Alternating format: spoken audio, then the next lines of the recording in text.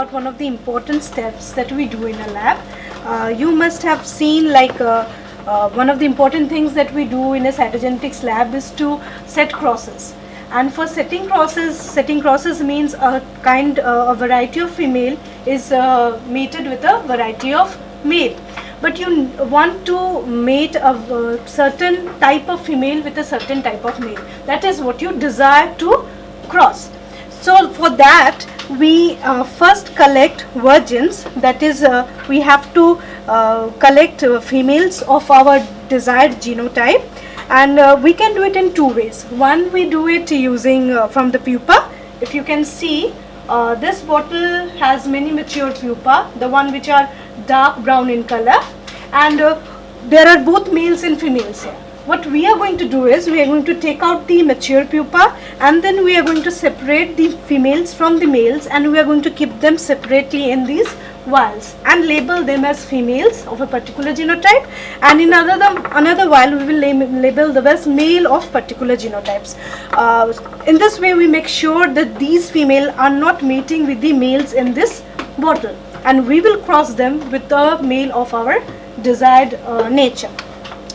Now we separate them. First we take a brush, we wet it so that it's soft and we don't damage the pupa, and then we take out the mature pupa.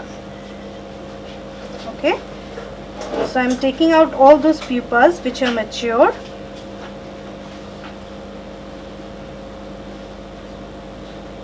Okay, I've stuck with a cotton here.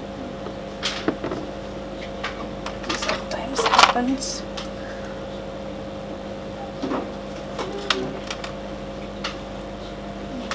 So I am taking out few of the mature pupas to show you how to separate them out. In the fly which we work on is known as Drosophila melanogaster. It's known as melanogaster because it's black color abdomen. And in these flies, the males have what you call sex combs, a kind of bristles on their first leg. Since Drosophila has 3 pairs of legs, it gives the impression of a comb, and it's only present on the male. So by looking at it, you can differentiate between the male and the female. The male will have it, the female will not have it, and so you can separate them out. So that's what we can do here. I will look here and see whether there is a sex comb present or not, and then separate them out.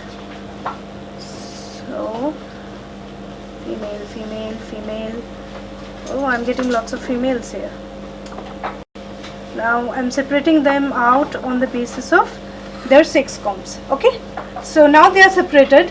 I have separated the females and I have separated the males, and then what we will do, we'll take the females which I have separated, blot the water so that they are dried up, put them back in a vial. Here, stick them into the wall, and then label this vial. We label it with the genotype, and then we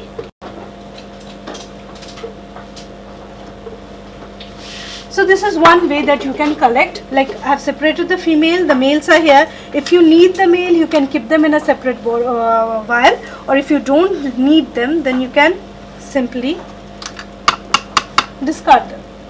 Now there is another way, like what happens if these pupae they eclose. Okay, eclose means that flies come out of them. In that case what we do, we can also separate male female out, ensure that the flies, the females which you are collecting, they have not mated with the males. Okay, so how to make sure of it? I am taking out the flies. This is what you call a etherizer, because you have to be careful that you don't overdo it. If you overdo it or over etherize your flies, then they will die. So you don't want to kill them, you only want to collect them etherized, so they don't move anymore. And now I will separate the male and female. Flies show sexual dimorphism, that is you can separate, looking at them you can make out which one is a male and which one is a female. So the males have a darker abdominal and females have a lighter color. So you can separate the male and female out.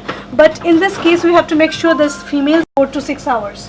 So if you make sure that you are collecting flies within that 4 to 6 hours, then all the females will be like virgin females.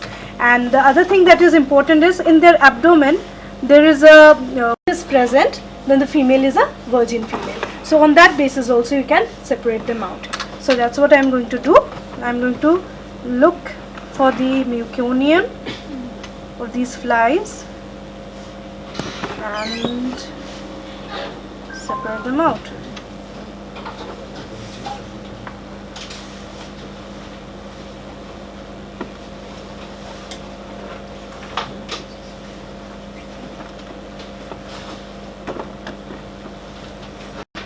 I've separated the virgin females, and now I'm going to put them in the same vial because they belong to the same genotype.